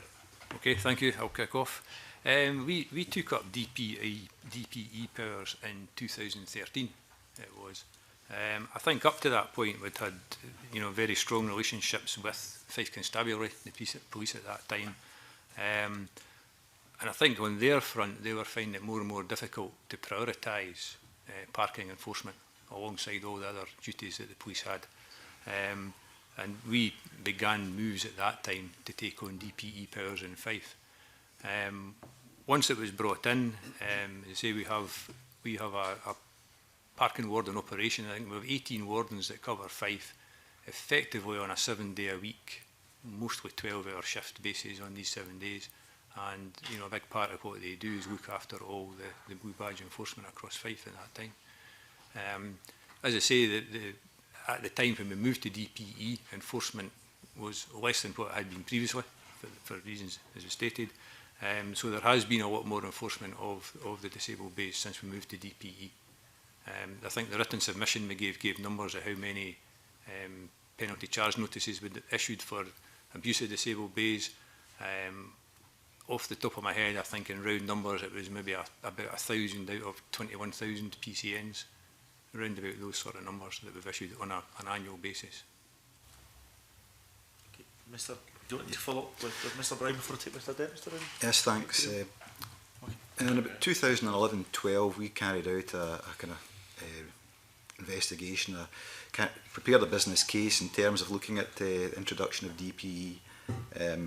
We obviously engaged with Police Scotland in that respect, and we had their support if we were going to choose that route. However, it really didn't add up for us financially to go down that route. It wasn't affordable for us, and we chose at that time not to pursue it, and haven't done so. Right. So in the case of Fife, what you're saying is that enforcement improved when you took it on? Yes. Yes. Yes, most definitely. Okay. And in North Ayrshire, obviously, we don't know what the situation would have been. No, we don't know. We do, if there are any reports of abuse, and there aren't very many, I have to say, we would engage with the police to carry out a checking on those particular cases. But we don't get a lot of complaints in terms of abuse of parking within disabled spaces. Would people tend to come to you, or would they tend to go to the police? I would imagine they would go to both of us. We might get the first call, and then we would raise that at our kind of local police liaison meetings, which we hold on a monthly basis, or we may call the police as well to engage with them if there is a particular problem. So, Mr. Brown, was it your council's view that police maybe have sort of better things to do, if I can phrase it that way, and you know, in other words, this wasn't a priority for them, and that's why you felt you should take it on? I think it just, you know, with what they were being asked to do in other areas, it just wasn't seen as the highest priority. Yeah. And I think also because there was the opportunity for councils to take that up. I mean, we met regularly in Roads Liaison with Fife Constabulary at that time. So, you know, discussions started quite early around DPE. It had always been there. and it was, you know, I'd say it was about that time, 2010, 11 through to bringing it in 12, that we decided to make that move. So yeah, it was, I think, driven by trying to seek a better level of enforcement, because not only is it targeted at the disabled side of things, you know, just trying to get the town centre vitality in terms of generating turnover of parking spaces, make sure people were paying for their tickets and so on. You can only really do that if you have a reliable system of enforcement that's in place and working all the time. Yeah.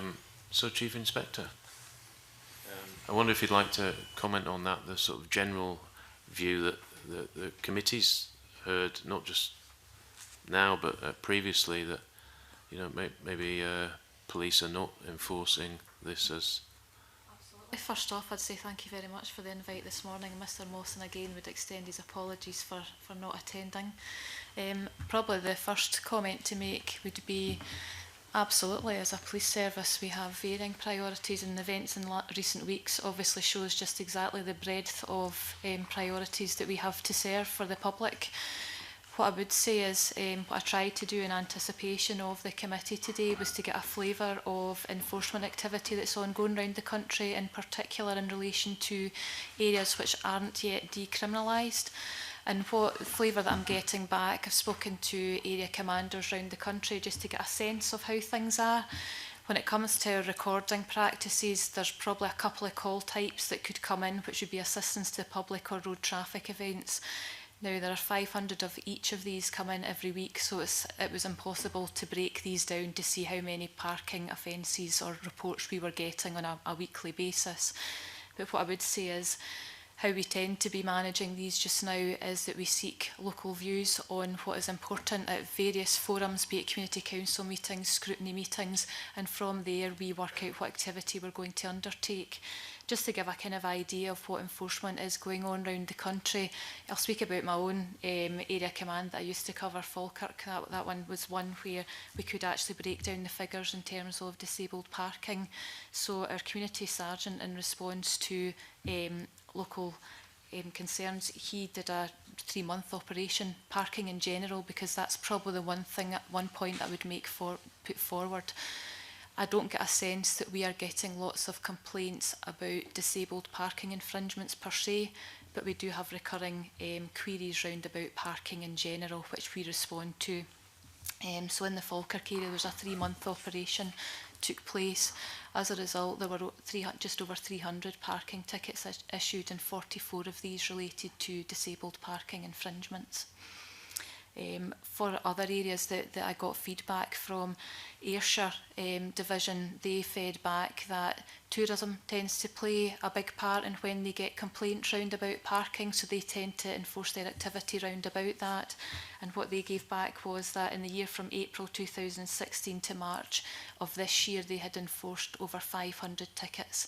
These couldn't be broken down to give specifics round about disabled parking. Murray, another area which parking is not yet decriminalised, they have parking as a standing agenda item around their community safety strategy group. So police work in partnership with other agencies there around about parking. And again, just round about areas of decriminalisation, just to put some context round about that, there were colleagues that we spoke to in the Edinburgh area and Greenock, and what they said was that where they get some feedback, they still work in partnership with some local enforcement officers, and they try and do the prevention piece, not just the enforcement piece. So they do education round about joint lettering, just to raise some awareness. Okay. I know Mr Whiteman had a line of questioning in relation to this as well, and Mr Sims indicated that he's happy for Mr Whiteman to continue with that. So can we take you in just now, Andy? Thank you very much, Convener. Thanks for coming along today. That's very useful, Chief Inspector. So what you're basically saying is that you, through your community engagement, you assess the extent to which this is a priority issue for communities. Yeah, a common sense approach, to be honest. Common sense approach in relation to our engagement with the public. And what I haven't maybe mentioned was we obviously link in at a national level as well with disability groups. And the feedback that I got back from our Safer Communities was that while there are issues, parking was not one that was coming to the fore at that kind of level of engagement. Yes, because of course disability, people who need to make use of disability parking are in the minority, and the evidence we've heard from them is that they're not satisfied with the level of enforcement. So beyond a general level of engagement with communities around this, I mean, how would a blue badge holder or a group of disabled people in a community who have concerns, how would you, address those concerns specifically? What we have is the process for people phoning in. Absolutely, if there are infringements, misuse of the blue badge, absolutely phone that in and report it as you would normally through 101. The advice that our control rooms have is that if somebody phones in and they're reporting just a parking infringement and it's in a decriminalised area, they'll be referred to the local authority. However, if someone phones in and they're reporting misuse of the blue badge, then that would be raised as a call for dispatch.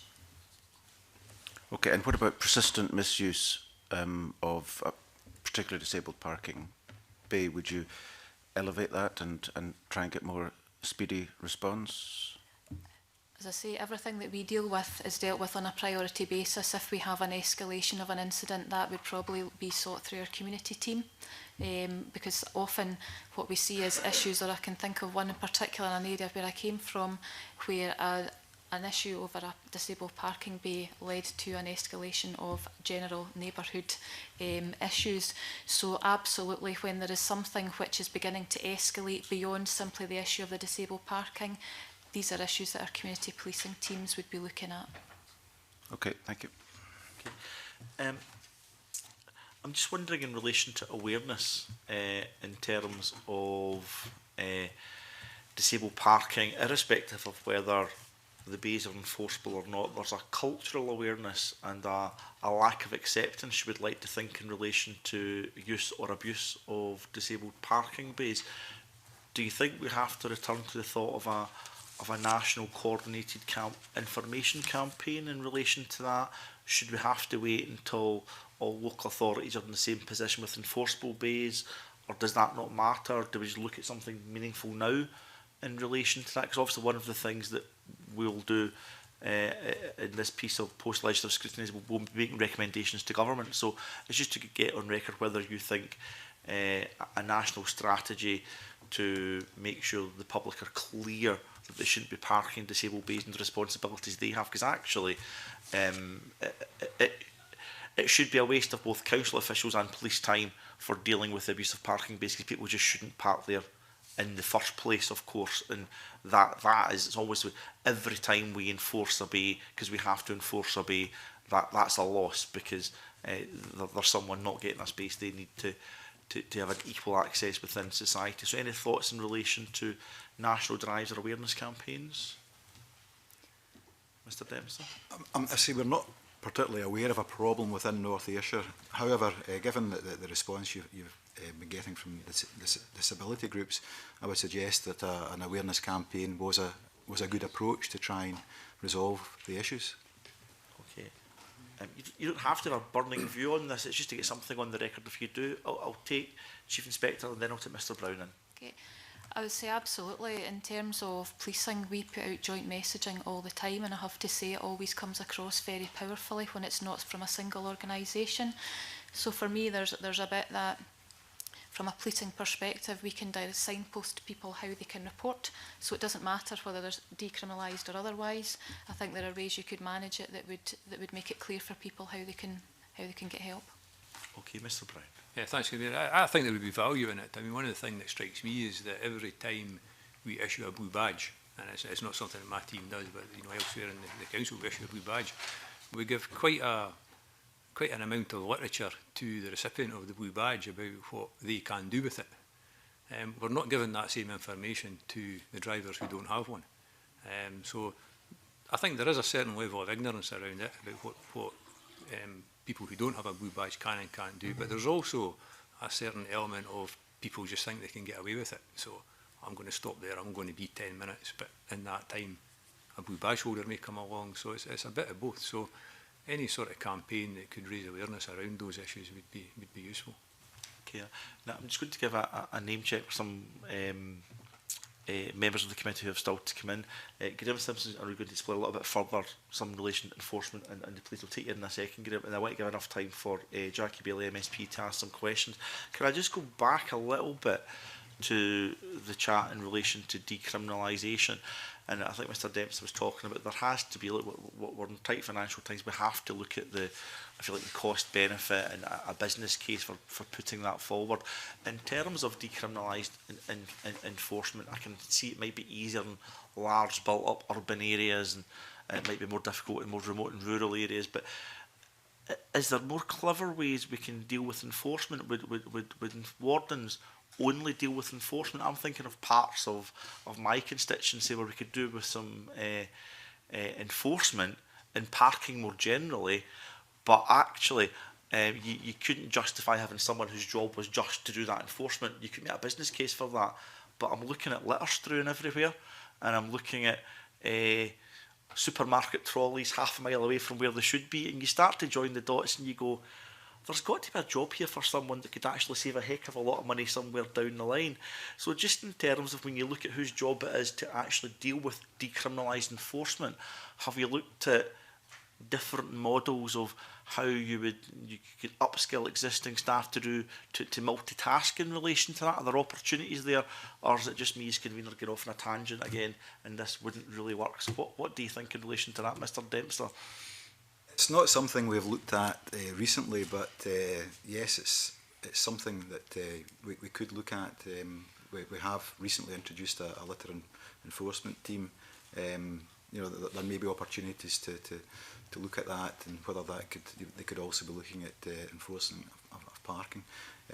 But it's something that we would need to look at as a council and make a decision on that. And I suppose at the root of my question is, are there other models of decriminalised parking enforcement which makes it more affordable for local authorities that you're aware of, or do you think you could point us towards? Mr Brown as well, I'd be interested to know what you think in relation to that. Yeah, I'm not aware of any model that does the multitasking, if you like to put it that way. I think the whole DPE model is based on it being self-funding, self-financing. So you're striking that balance between issuing the number of tickets that generates an income that pays for the operation. So that's how the DPE operates. If we were to start bringing in other activities, you might upset that balance. We've discussed it many years ago, maybe 10, 12 years ago, we spoke about in Fife about whether you could have one warden that does all. And the practicalities of it just didn't stack up. If you take the DPE, all the parking attendants, you know, they rely on technology to do their job. So they have to come in, pick up the handsets, which is linked back to the computers in-house, which then generates the PCNs and DVLA checks and all the rest of it. So there's quite a hefty piece of technology behind the DPE. So anybody going out and doing it has to have that.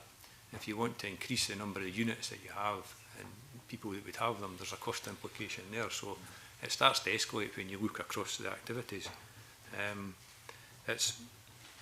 It's talked about quite often, but we've not come across any real practical way of achieving that. Okay, that's helpful. It was just a thought. Mr Simpson?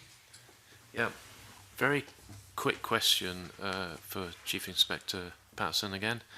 Do you think it would be of benefit to the police for all councils to take on this work, given the extensive demands that you have on your time?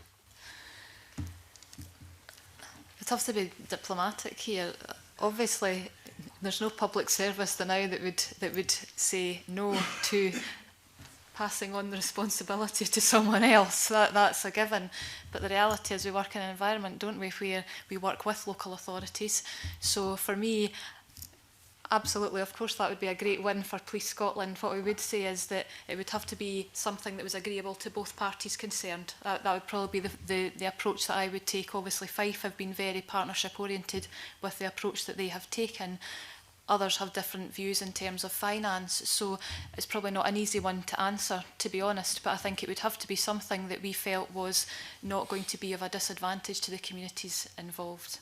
That should be the outcome, really, that whoever provides the service ends up the community get the best.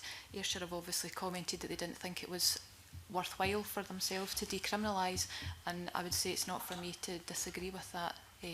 They've carried out their inquiries. There is still activity going on, obviously, for our service. Hope that is an answer for yourself. I think that's fair enough. Okay. Mr Brown, yes. I mean, in terms of the police, I mean, we operate the DPE enforcement, but there are, offences that we cannot enforce, and we still rely on the police to provide that. If somebody's parked not on a yellow line, say, but they're parked in a dangerous position, for instance, it's not something that parking attendants under DPE can deal with. So you still rely on the police to come and deal with situations like that. And that's one example, and there are several where your DPE operation can't deal with it, and it still has to go back to the police. Mr Simpson, anything else? Do you think you should be able to deal with it? Some of them it would be useful, yes. Yeah. Yeah. If you've got wardens out there, yes, and you see dangerous parking, yeah, it kind of seems crazy that you can't deal with it. You've answered the question. Yeah. Okay. Chief Inspector, without relying on your diplomacy any further, would you like to comment on that particular suggestion from Mr Brown as well? The Council would love to do that as well. This is going to be a great meeting for me. We have the power to agree nothing, I should point out to you. I think we might just leave that one hanging then, Chief Inspector. Jackie Bailey, MSP, thank you for your patience. I'm known for my patience, Convener. Thank you very much for inviting me along to the meeting. I wonder whether I could just pick up some points with you, because obviously at the time when the bill was brought forward, it was 5 years ago, so things have clearly changed since then. I'm keen to understand in terms of enforcement. Certainly we said at the time where there were only, I think, 5 local authorities that operated decriminalised parking. On that basis, we felt that the police's job was to be reactive, not proactive, and recognise that this would be, a less important issue, perhaps, unless you were experiencing abuse of a bay. Can you give us an idea of exactly how many local authorities have now decriminalised their parking? My understanding is that there are 16 with 2 in progress. That's okay. So the situation has changed. It perhaps potentially is less of a burden on the police, given that parking enforcement is decriminalised in now half of local authorities, covering heavily populated areas. I think Glasgow and Edinburgh and others are included. Yeah, Glasgow and Edinburgh are decriminalised. Okay, that's helpful to know. In terms of, and I don't know whether you have the statistics for this, but my impression is something like 85–90% of the population conform to the rules. Okay, are you getting repeat offenders, or are you simply issuing one ticket and then the problem is dealt with by and large? I honestly wouldn't feel that I could answer that with any amount of accuracy. What I can say is, since the introduction of our access to the Blue Badge scheme, which was one of the proposals from the last time we spoke at this, there have only been 7 checks carried out by police officers in terms of suspected misuse of the Blue Badge. 4 of these turned out to be being used according to the terms, and 3 turned out to be, 1 was stolen and 2 were a fraudulent use. There are only 8 offences in relation to misuse of the Blue Badge that we are enforcing. So for me, on a national level, that isn't enough to bring in repeat offending. I'm not talking about Blue Badge enforcement. I understand people conflate the 2 issues. I'm simply trying to get at, perhaps if somebody has had a ticket for abusing a disabled parking bay, they might not do so again. So it's really if there's any data to suggest that might be the case. I couldn't comment on that. Okay, that's fine. Can I turn to resources with the local authorities? Because I remembered quite tortured conversations, including with Fife, about the issue of whether there were sufficient resources at local government level, and there were conversations between COSLA, the Minister at the time, Stuart Stevenson, and myself, and leaving aside the fact that some areas clearly were more efficient than others at painting bays. Were you given any additional resources for the first phase, which was going back and designating all your advisory bays as enforceable bays? No, that was all picked up just through existing resources through our traffic management teams. Okay. That just became the priority okay. for that time, and that was, one of the items that had to be picked off. Oh, because my recollection was the Scottish Government promised money, but there was an issue as the quantum of that money that was promised. There may well have been. I can't Okay. specifically recall that. Okay. But, you know, but in terms of if we take people resources within the service, it was all picked up within the existing resources there. So have you got a kind of rough sum of how much it cost in Fife to do, leaving out the staff that you would have employed anyway? The one thing I do know is that we've spent approximately £217,000 on the signing part of the bays, for all the bays we've done, and we put that in the written submission. The cost of the lining wasn't quantified. Okay. So I don't have that to hand. I wonder whether Mr Dempster or Mr Henry might shine any light from your perspective. I'm not aware of us having, given any additional funding, but I can't confirm that. I don't actually know the cost of what do you have a mark at all? I don't have an exact figure on it, but it was within the service that the costs were met by the service. I don't believe there was any additional funding provided for it. Okay, but you all appear to have coped with that. Yes. Yes. We had Excellent. To. Yes. Excellent. I always like efficient local government. It's a wonder to behold. Can I move us on to off-street private parking, because that's been an area of considerable interest. If you can cast your mind back 5 years before the bill was introduced, would it be fair to say that supermarkets, shopping centres had disabled bays, but they weren't enforced? Probably, yes. Okay, because I certainly remember bringing the bill forward that suddenly there was this rush of a whole variety of supermarkets competing with each other, and indeed, out-of-town shopping centres all coming forward with wonderful schemes of enforcement, and indeed some of them took the money from the enforcement and distributed it to local charities and got good publicity out of that. I mean, is that typically what you think now happens, that whilst they may not have picked your enforcement scheme, that they are now themselves enforcing those bays because it's what their customers demand? We certainly have some that do that. They definitely enforce the bays. They operate robust appeal systems as well, similar to what the councils do. And I think that generally the fine income, if you like, that they make, they reinvest it in improving the parking. Okay. So. I'm sorry, I couldn't answer that question. I don't actually know what the supermarkets, etc. do within our own area. So it might have been the consequence of the bill, and indeed, any time you advertise or are in touch with them, that they actually may not choose the local authority, but they will choose to do enforcement because you've raised it with them. Possibly. Perhaps. I think they will look at all their sites on an individual basis, pretty much as we will look at our town centres on an individual basis and determine from that which ones have the issues, where do you need to patrol, where do you need to concentrate resources. So, a lot of these supermarkets, big national companies, I think they're looking across their whole portfolio and reacting where they need to. Okay.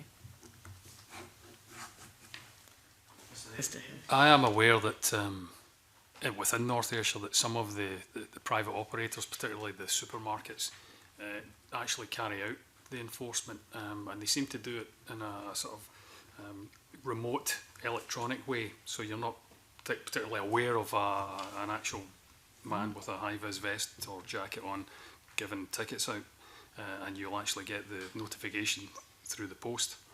Now, my understanding, or my sort of perception of it, looking from the outside, is a decriminalised, not a decriminalised enforcement through the police teams, that if supermarkets had the choice between a local authority pursuing the misuse of the bays and them carrying out their own enforcement, that it seems to be that the revenue that's generated from that returns back to the supermarket, and if it was handed over to the local authority to deal with it, that revenue might be generated and returned to the local authority. So there might be an incentive for them to retain their own enforcement. Yeah. Or to do creative things with it, which is give it to charity, which seems to be popular with their customers at least. the ones that didn't get a ticket. One final question from me, Convener, if I may. The bill obviously at the time followed the existing legislation, both in terms of enforcement and traffic regulation orders. Given that the regulations changed in 2016, the bill, I don't think, but I'll need to go back and check this, it was a long time ago, specified the exactly what you needed to do, but referred to whatever the legislation was at the time that set out the requirements. So it would be an easy change to make, would it not? If the requirements of the main piece of legislation changed, then you could take away the requirement for signs or whatever, because I've just checked back on the wording, and we talked about signs or markings. So actually the new change would be accommodated by the bill as it stands, or the Act as it stands. That would be the case. Okay. Yeah. That's fine. Good. That confirms my understanding. Thank you, Convener. Okay, excellent. Thank you, Ms Bailey. Any other MSPs get any questions they want to ask at this stage? Okay, that being the case, can I thank everyone for coming along now just this afternoon, 12:15. Thank you for your attendance, and we'll continue for post-legislative scrutiny. I'm sure you'll follow it. We'll keep you up to date with the progress that we make, but thank you this afternoon for coming to committee. And we now move to agenda item 3.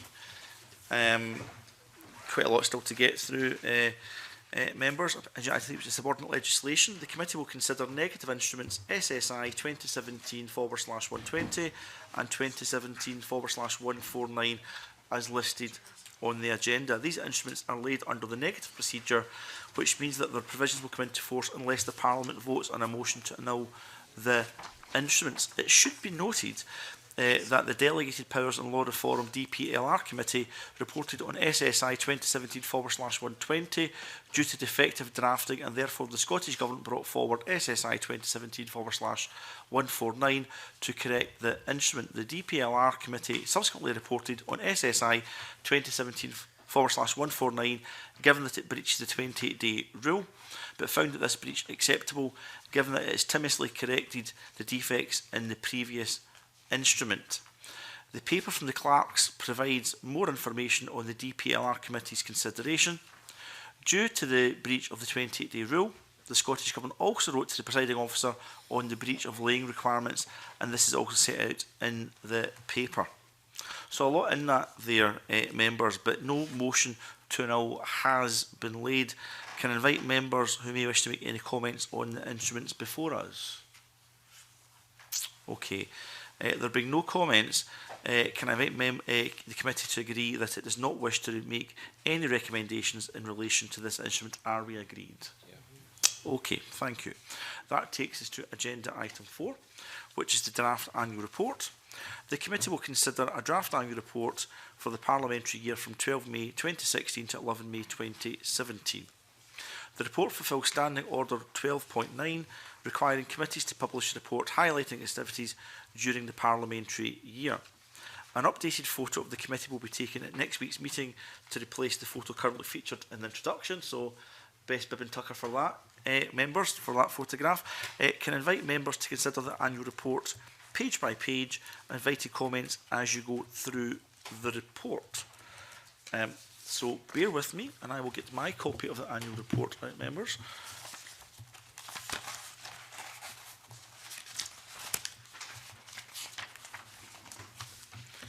Okay, now we can go through this, I would think, relatively briefly. Actually, I'll just leave that hanging rather than discuss each page, which I don't think makes much sense. But you have it in front of you. I'll give you a few minutes to look through that. Are there any observations you wish to make at this stage? I'm sure members have all read it thoroughly before they came to the meeting this morning. Our apologies to the wider public who have to look at photographs of us in relation to that report. Mr. Whiteman, did you want to make a comment before we move on? No, I was just going to say I'm content. Okay. With the draft. Okay. In which case, can I invite members to agree a publication date of Wednesday, the 31st of May 2017, with the updated photo? Is that agreed? Yeah. Okay. Thank you. I think that ends agenda item 4. And we now move to agenda item 5, consideration of evidence, which is a private session. So we'll move into private at this stage. Thank you.